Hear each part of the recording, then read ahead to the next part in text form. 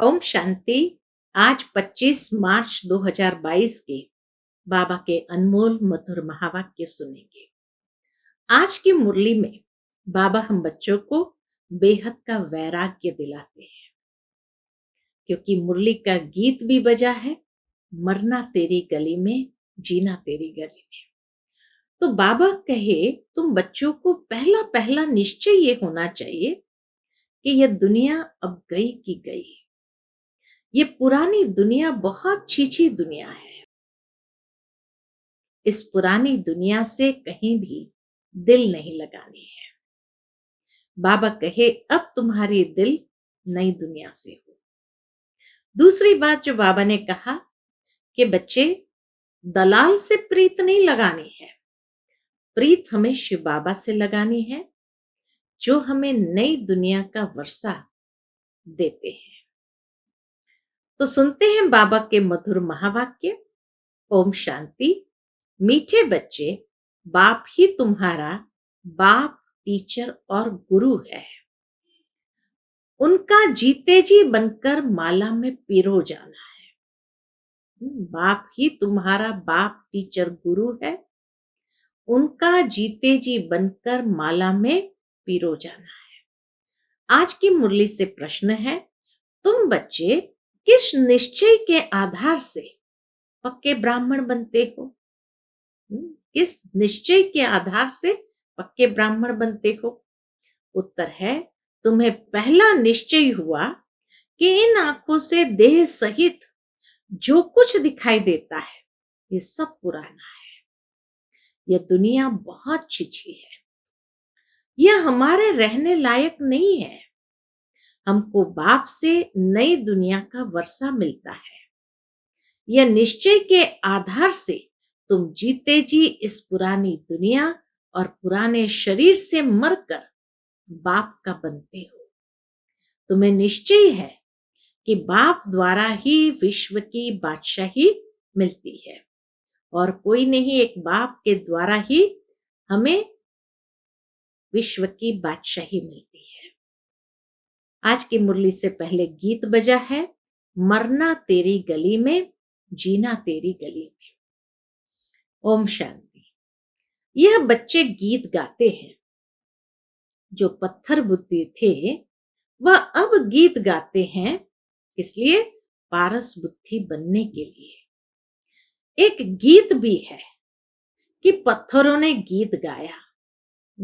ऐसा एक दुनिया की फिल्म का गीत है, पत्थरों ने गीत गाया।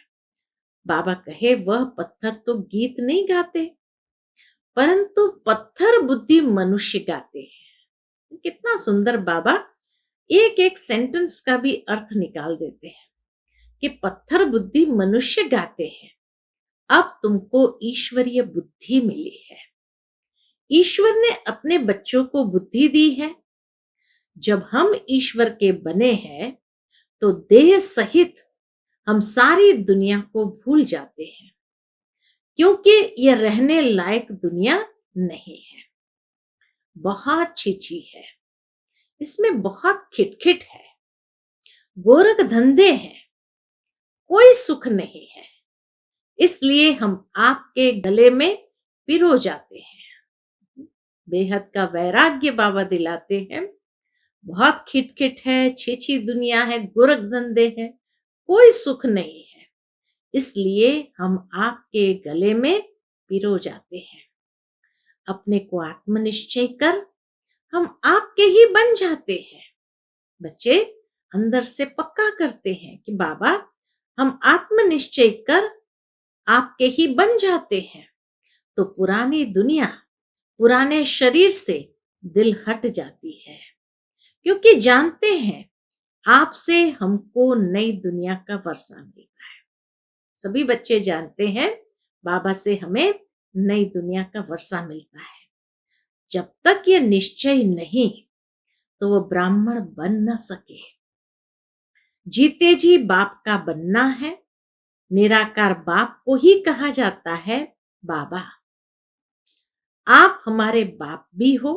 बाबा कोई कहते बाबा आप हमारे बाप भी हो, शिक्षक भी हो, सतगुरु भी हो। आप हमें प्रत्यक्ष फल देने वाले भी हो। कितनी सुंदर रूह-रूहान बाप और बच्चों की बाबा ने सुनाई है कि बच्चे क्या कहते हैं, आप ही हमारे बाप भी हो, शिक्षक भी हो, सतगुरु भी हो, आप हमें प्रत्यक्ष फल देने वाले भी हो। बाप के रूप में विश्व की बादशाही का वर्षा देने वाले हो।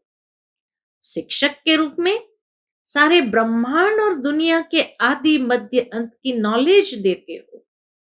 और सतगुरु के रूप में हमें मुक्ति धाम में साथ ले जाएंगे, फिर जीवन मुक्ति में भेज देंगे। कहते भी है, बच्चे क्या कहते हैं, हे बाबा, हम आपके साथ ही चलेंगे, आप ही हमारे सच्चे सतगुरु हो। वो गुरु लोग तो साथ नहीं ले जाते, उनको तो मुक्ति जीवन मुक्ति के रास्ते का भी मालूम नहीं है। बाबा कहे, उनको तो मुक्ति जीवन मुक्ति के रास्ते का ही मालूम नहीं है। वह लोग तो बाप को ही क्या कह देते हैं, वह लोग तो बाप को ही सर्वव्यापी कह देते हैं। तो वर्षा कौन देगा, किसको कहेंगे ओ गॉड। बाबा कहे ओ गॉड कहते तो किसको कहते हैं। अभी तुम बच्चे जानते हो, हम निराकार शिव बाबा के बने हैं। अब हमारा देह भान टूट गया है, हम आपके डायरेक्शन पर चलते हैं। आप कहते हो देह के संबंध से बुद्धि हटाए, अपने को आत्मनिश्चय कर मेरे को याद करो। बाबा भी हम बच्चों को कहते हैं, देह के संबंध से बुद्धि हटाए, अपने को आत्मनिश्चय कर मेरे को याद करो। जब आत्मा शरीर से निकल जाती है तो आप मुए मर गई दुनिया, फिर कोई संबंध नहीं रहता। जब तक मां के गर्भ में प्रवेश न करे तब तक तुम्हारे लिए कोई दुनिया ही नहीं है। दुनिया से तुम अलग हो। अब बाप कहते बच्चे क्या करो, बाबा कहते बच्चे तुम जीते जी सब कुछ भूल मेरे बनो, मैं तुमको साथ ले जाऊंगा। यह दुनिया खत्म होने वाली है। देवताएं कब पतित दुनिया में नहीं आते हैं, लक्ष्मी का आवाहन करते हैं तो सफाई आदि बहुत करते हैं। परंतु बाबा कहे लक्ष्मी का आवाहन करेंगे तो कितनी सफाई करते चारों ओर। परंतु यह सतयुग थोड़ी है जो लक्ष्मी आवे, फिर नारायण कहां से आएगा। भला महालक्ष्मी को चार भुजाएं क्यों देते हैं, कोई ये थोड़ी समझते हैं कि यह दोनों ही है। महालक्ष्मी में दोनों ही है, जैसे विष्णु में दोनों ही है वैसे महालक्ष्मी में भी दोनों ही है।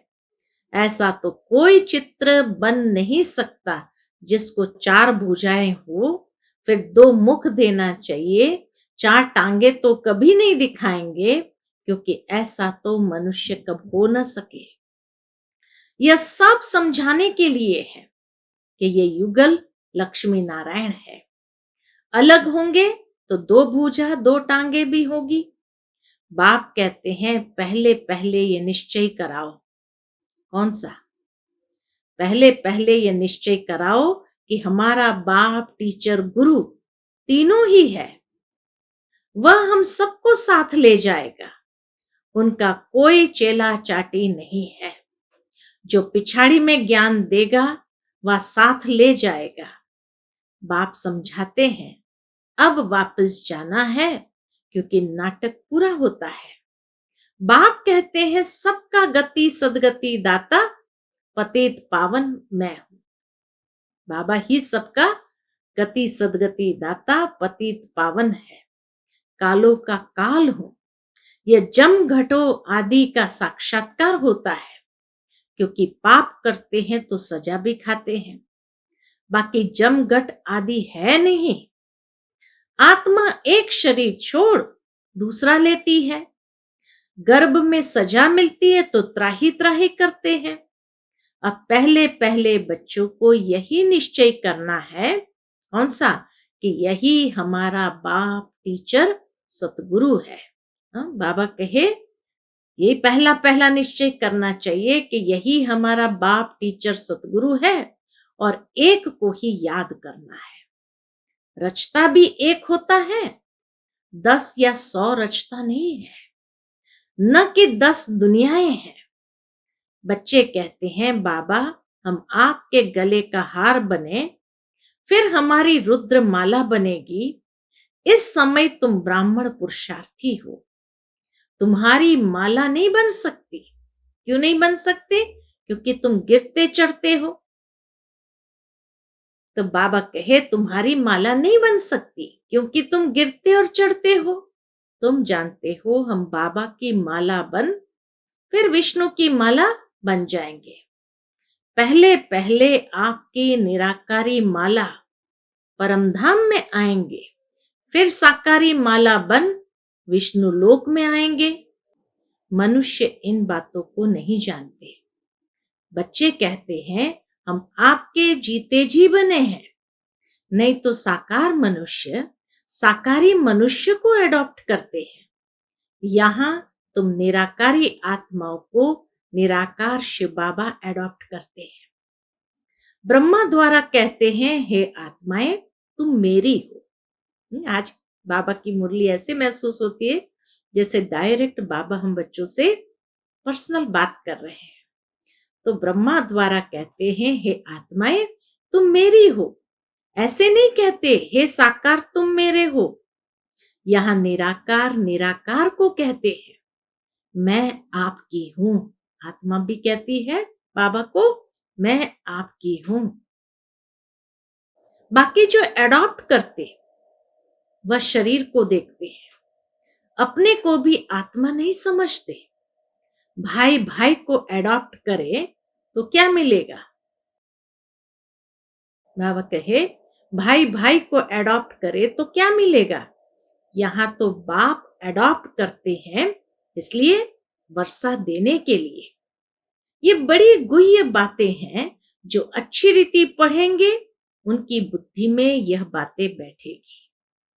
निराकार बाप कहते हैं, क्या कहते हैं?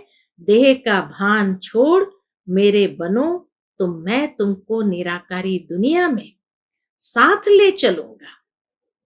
से कृष्ण की आत्मा को परमात्मा नहीं कह सकते। वह भी 84 जन्म पूरे लेते हैं। लक्ष्मी नारायण की राजधानी चली है। राजा राजा है, रानी रानी है, सबको अपना पाठ मिला हुआ है। राजा राजा है, रानी रानी है। बाबा कहे सबको अपना भिन्न भिन्न पाठ मिला हुआ है। 84 जन्म लेते हैं, एक की बात नहीं है। पुनर्जन्म तो सबको लेना है। तुम बच्चों को समझाना है। क्या समझाना है सबको? 84 का चक्र कैसे फिरता है। 84 लाख जन्म कहने से सारी बात बिगड़ जाती है। लाखों वर्ष की बात भी याद न पड़े, अभी याद पड़ता है। आज भ्रष्टाचारी दुनिया है, कल श्रेष्ठाचारी बनेगी। हम लिख सकते हैं जैसे शास्त्री ने लिखा, हम न्यू इंडिया बनाकर छोड़ेंगे। अब न्यू इंडिया तो होती है न्यू वर्ल्ड में, वहां देवता धर्म के सिवाय और कोई धर्म होता ही नहीं। अब तो भारत में अथाह धर्म है, अनेक प्रकारों की टाल टालियां हैं। ये सब पिछाड़ी के हो गए। यह भी दिखाया है लक्ष्मी नारायण सो अब ब्रह्मा सरस्वती बने हैं, फिर ब्रह्मा सरस्वती सो लक्ष्मी नारायण बनेंगे। इसलिए दिखाते हैं विष्णु से ब्रह्मा निकला, ब्रह्मा से फिर विष्णु निकला। अब तुम विष्णु के कुल के बन रहे हो। बाबा कहे तुम अब विष्णु के कुल के बन रहे हो। खुशी का पारा उनको चढ़ेगा, किनको? जो अच्छी रीति समझते हैं कि बरोबर अब नाटक पूरा होने वाला है, अब हम जाएंगे अपने राज्य में। तो बाबा कहे खुशी का पारा भी उनको चढ़ेगा। नाटक कहने से क्या होता है? नाटक कहने से आदि मध्य अंत सब याद आ जाता है। तुम्हारे पास जो समझू सयाने होंगे, बाबा कहे, तुम्हारे पास जो समझू सयाने होंगे, उनको बेहद के ड्रामा की याद रहेगी। पहले सूर्यवंशी चंद्रवंशी राज्य हुआ, फिर बाहर वाले आए, वैश्यवंशी शूद्रवंशी बने। हम आत्माओं ने ऐसे 84 जन्म लिए। यह भी बहुतों को याद नहीं पड़ता। ड्रामा के आदि मध्य अंत का ज्ञान होना चाहिए। यह है 5000 वर्ष का नाटक। ये बुद्धि में रहना चाहिए। आत्मा कितनी छोटी है, 84 जन्मों का पाठ बजाती है। परमात्मा भी कितना छोटा है, वह भी पाठ बजाने के लिए बांधा हुआ है, ड्रामा के वश है। संगम होगा तो उनके पाठ बजाने का टाइम इमर्ज होगा। बाबा कहे जैसे संगम युग आएगा तो उनका भी, किसका, परमात्मा का भी पाठ बजाने का टाइम इमर्ज होगा। शास्त्र में फिर लिख दिया है, भगवान को संकल्प उठा कि नई सृष्टि रचूं, परंतु लिखा ऐसे है जो कोई समझ न सके, वह सब है पास्ट की बातें। तुम तो प्रैक्टिकल पार्ट बजा रहे हो। तुम जानते हो हमारा बाप टीचर गुरु तीनों ही है। लौकिक बाप को कभी ऐसे नहीं कहेंगे, गुरु को तो गुरु ही कहेंगे। यहां तो तीनों ही एक है, 3 in 1 है।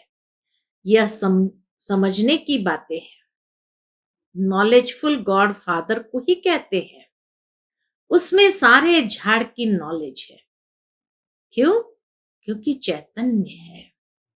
बाबा कहे नॉलेजफुल गॉड फादर है, उसमें सारे झाड़ की नॉलेज है, क्योंकि चैतन्य है, आकर के सारी नॉलेज देते हैं।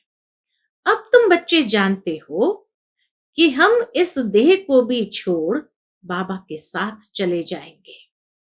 जब तुम कर्मातीत बन जाएंगे तब तुम्हारे में कोई भूत नहीं रहेगा। देह अभिमान का पहला नंबर भूत है। इन सब भूतों का बड़ा है रावण। सारे भूतों का बड़ा है रावण। भारत में ही रावण को जलाते हैं, परंतु रावण क्या चीज है? कोई चीज थोड़ी है, कोई जानते ही नहीं। यह दशहरा, रक्षाबंधन, दीपमाला कब से मनाते आए हैं, कुछ भी पता नहीं। आखिर ये रावण मरना है या ऐसे ही चलता रहेगा?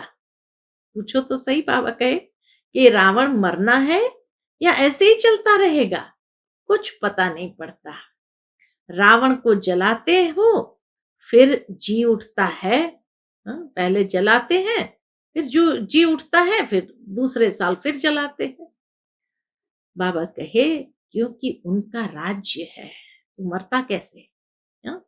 तो रावण को जलाते हो, फिर जी उठता है, क्योंकि उनका राज्य है।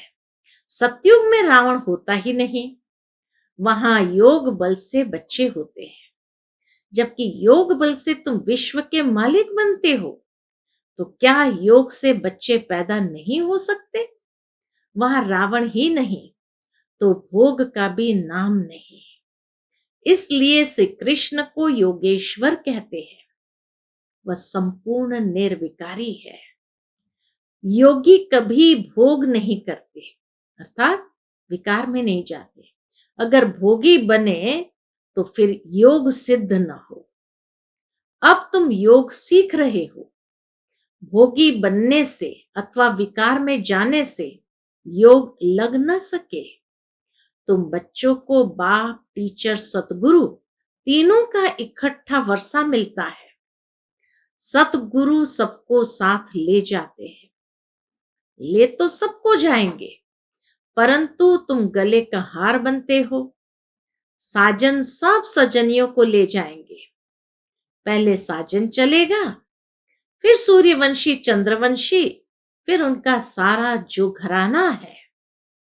इस्लामियों की बारात अथवा घराना, बौद्धियों का घराना, सभी आत्माओं को अपने अपने सेक्शन में जाकर बैठ जाना है। आत्मा स्टार है। ये बड़ी समझने की बातें हैं।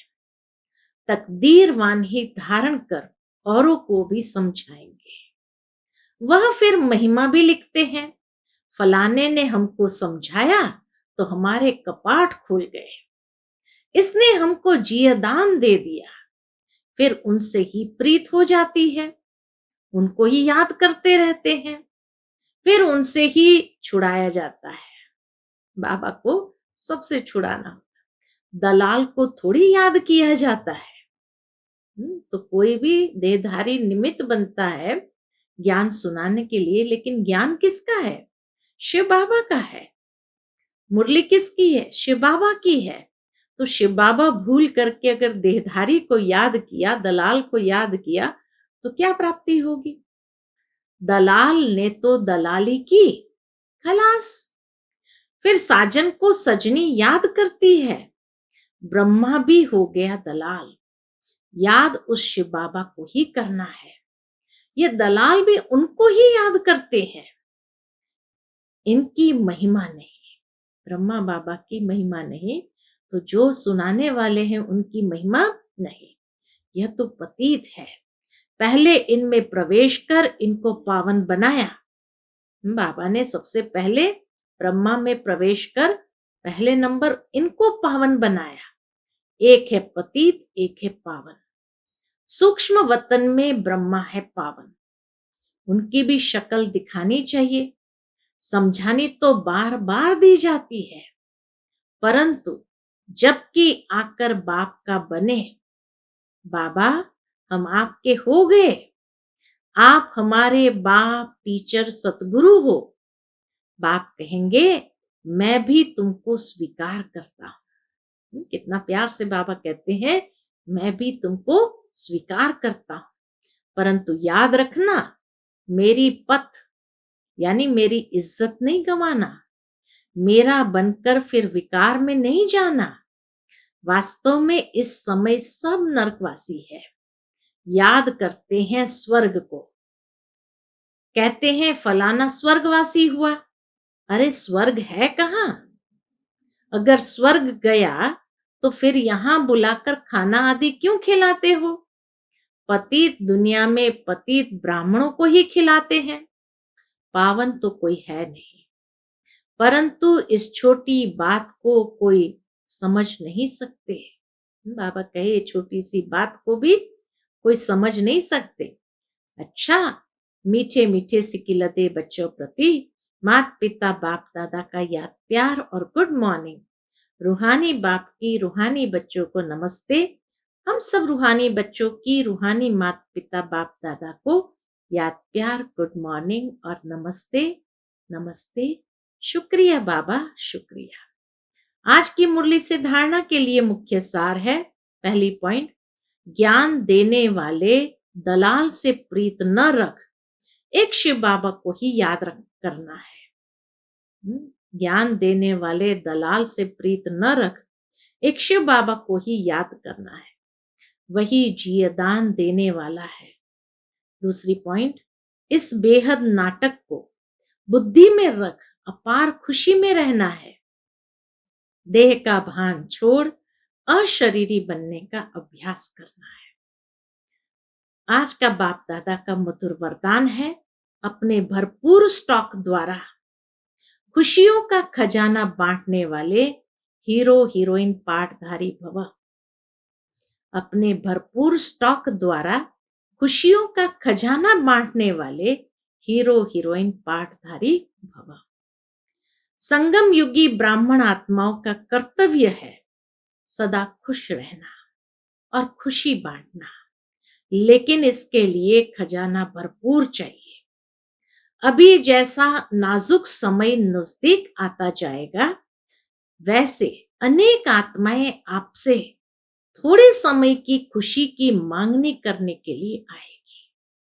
बाबा कहे जैसे जैसे समय नजदीक आता जाएगा, अनेक आत्माएं आपसे थोड़े समय की खुशी की मांगनी करने के लिए आएगी। तो इतनी सेवा करनी है जो कोई भी खाली हाथ नहीं जाए। इसके लिए चेहरे पर सदा खुशी के चिन्ह हो। कभी मूड ऑफ वाला, माया से हार खाने वाला, दिल शिकस्त वाला चेहरा न हो। सदा खुश रहो और खुशी बांटते चलो, तब कहेंगे हीरो हीरोइन बांटता रहे। आज का स्लोगन है, एक दो की राय को रिगाड़ देना ही संगठन को एकता के सूत्र में बांधना है। एक दो की राय को रिगाड़ देना ही संगठन को एकता के सूत्र में बांधना है। अच्छा, ओम शांति।